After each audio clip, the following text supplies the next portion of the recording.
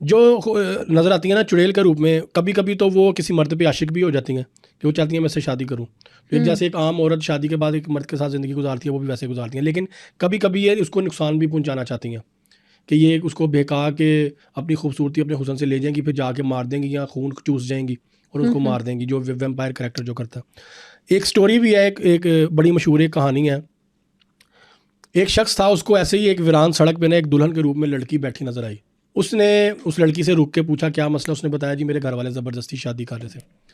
खैर वो उसको अपने साथ ले जाता है, उससे खुद शादी कर लेता है। वो खूबसूरत बड़ी थी। ओके। शादी हो गई। शादी के बाद 7-8 साल गुजर गए, 2 बच्चे भी हो गए, 2 बेटे थे उसके। 7-8 हाँ, साल बाद एक चुड़ैल शादी के के मालूम नहीं पता नहीं, चला कि मेरी बीवी मेरी चुड़ैल है। बीवी चुड़ैल है। और वो करती क्या थी, मजे की बात देखें, सारा दिन वो घर में रहती थी, कहीं नहीं जाती थी।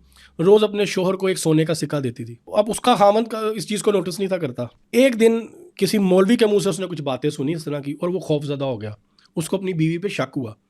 अब उसको पहला शक तो ये पहुंचा कि शायद मेरी बीवी कोई लूज करेक्टर है, किसी मर्द के साथ कोई उसके ताल्लुक आता है, वो इसको कोई ला के तो कोई सोना पैसे देता है, इसीलिए मिलते हैं इसको उसको। पैसे मिलते हैं, जो मुझे रोज सोने का सिक्का देती है।